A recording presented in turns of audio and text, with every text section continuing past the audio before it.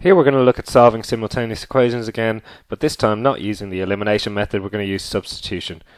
The reason we have to use substitution is because we are not dealing with linear equations which subtract from each other easily. We are dealing with, in some parts, quadratics, which will involve terms which have different powers, which don't subtract from each other easily. So we're not going to use elimination, we're going to use substitution.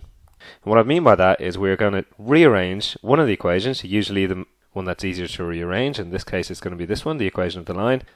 And we're going to isolate one of the unknowns from that. And we're going to substitute the unknown back into the first equation. So again, I've labelled them 1 and 2, and number 2 we're just going to rearrange.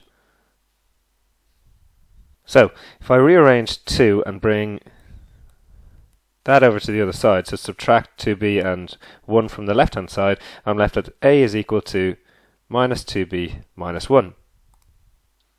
Well, if that's what a is equal to, then I should be able to substitute my old value of a, which is just a, in for the new value of a, which is minus 2b minus 1, into equation 1.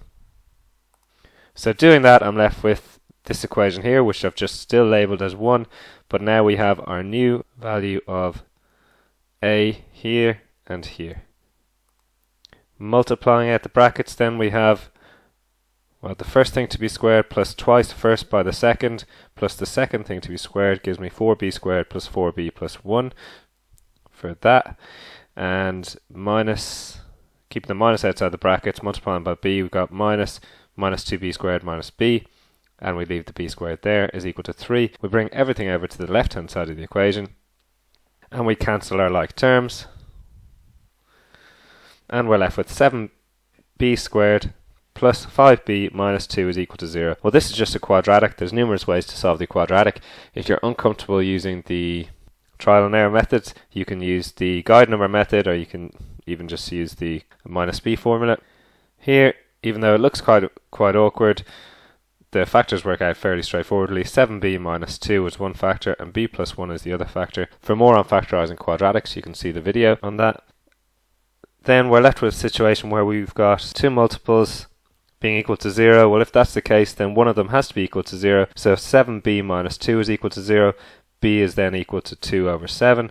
And if b plus 1 is equal to 0, b is equal to minus 1.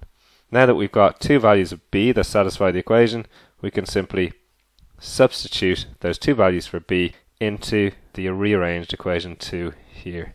And we're left with a is equal to minus 11 over 7, or a is equal to 1. So looking at that, then we have two values for a and two values for b. That's how we solve simultaneous equations via substitution algebraically.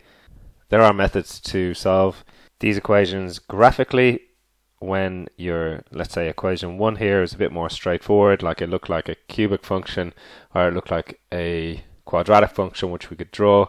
We could draw out the equation of the line as well. For more on that, see the coordinate geometry section and the functions section, and all we'd look for is the points of intersection there. So just to recap, we rearrange the easier looking equation to isolate one of the unknowns. In this case we isolated a, then we substitute that new value in for a, and we're left with one equation with one unknown, and we should be able to solve that using our previously learnt algebraic methods.